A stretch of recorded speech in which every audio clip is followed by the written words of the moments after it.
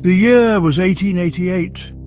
A biting wind whipped through the desolate moors as Thomas Whitaker, a bright but sceptical graduate student from the University of Edinburgh, arrived at the ominous Blackwood Manor. He was on a quest to debunk the age-old legend of Belial, a tale that had haunted the locals for generations. Thomas, armed with his academic logic and a thirst for the unexplained, dismissed it as mere superstition. He believed that every mystery, no matter how bizarre, had a rational explanation. The manor itself was a testament to decay and despair. The stone walls, once imposing, were now crumbling under the weight of time and neglect. Vines, like grasping claws, choked the life out of the remaining structure. Gargoyles, their faces contorted in eternal agony, leered down from the rooftops. The once grand windows were now vacant eyes, staring out at the world with a chilling emptiness. Thomas stepped inside, his footsteps echoing in the deathly silence. The air was thick with the smell of mildew and decay. Dust motes danced in the faint rays of sunlight that pierced through the grimy windows. A sense of foreboding settled upon him, as though the very walls were whispering secrets he was not meant to hear. He shook off the feeling, attributing it to the oppressive atmosphere of the old house. His footsteps echoed on the wooden floor, each creak and groan amplifying the unsettling silence. He surveyed the dusty furniture, shrouded in white sheets like ghostly apparitions frozen in time. A grandfather clock stood silent and still, its pendulum locked in an eternal pause. The house felt more like a tomb than a dwelling, a mausoleum of forgotten memories and lingering shadows.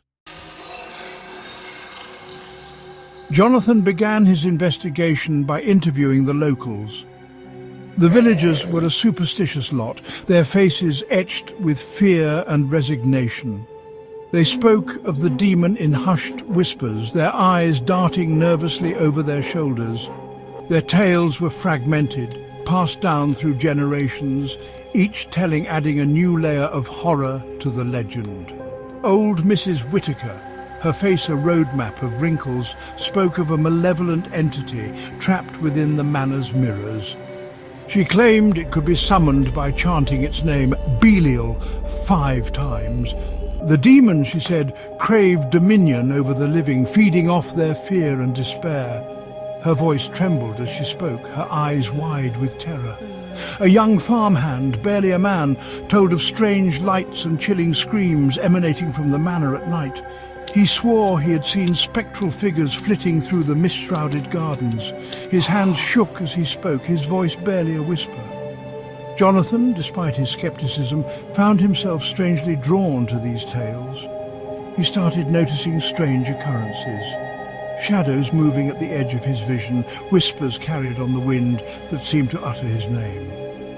The line between reality and superstition began to blur as the oppressive atmosphere of Blackwood Manor wormed its way into his mind. He dismissed them as tricks of his imagination, but a seed of doubt had been planted. The manor seemed to close in around him. The silence was broken only by the creaking of the house and the howling of the wind outside.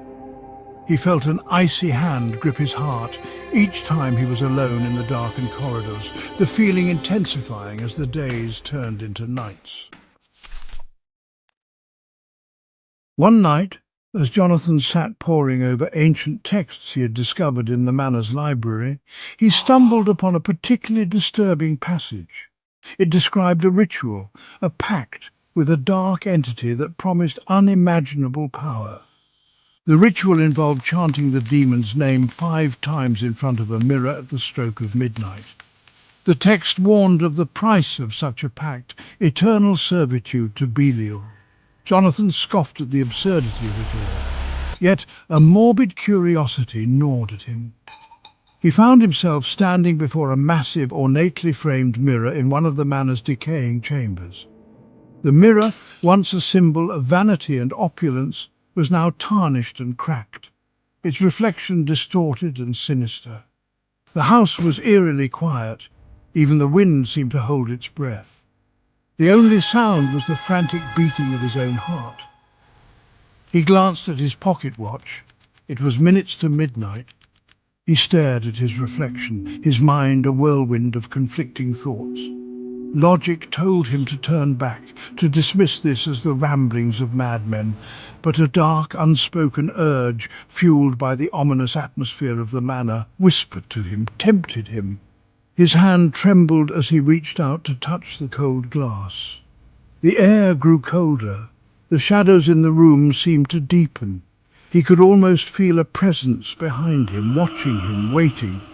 His breath caught in his throat, his heart pounded in his chest. He hesitated, his rational mind battling against this unexplainable pull. He struggled to remember the name, the key to the ritual. Belial, he whispered, the name finally coming to him. The tension built as he repeated it, knowing that failure could mean his doom. As the clock struck midnight, Jonathan's voice echoed in the desolate room. Belial. The name reverberated through the manor, sending shivers down his spine. The mirror's surface rippled like disturbed water, and a dark, shadowy figure began to emerge. The air turned frigid, and an oppressive force pressed down on Jonathan, making it hard to breathe. Belial's form solidified, a grotesque amalgamation of shadows and malevolent energy. "You dare summon me, mortal?" The demon's voice was a guttural growl, filled with ancient malice. Jonathan, armed with the knowledge from the ancient texts, stood his ground. His fear gave way to a newfound courage. He knew that the only way to banish Belial was to use the demon's true name, with unwavering conviction. The room seemed to close in around him, the walls pulsating with dark energy. "Belial, I command you to return to the abyss!" Jonathan's voice was steady, each word imbued with the power of his will. The demon roared in defiance, the room shaking with its fury. The ritual reached its peak, the air crackling with supernatural tension. Jonathan repeated the name, "Belial, Belial, Belial." Each utterance weakened the demon's hold on the mortal realm. The shadows around Belial writhed and twisted, the demon's form becoming less substantial. With a final, desperate scream, the demon was pulled back into the mirror, its presence banished. The room fell silent, the oppressive atmosphere lifting. Jonathan stood alone, his heart pounding, his mind reeling from the encounter. The manor seemed to exhale, the shadows receding. Jonathan knew that while he had won this battle, the presence of evil still lingered, a reminder of the darkness that lurked just beyond the veil of reality.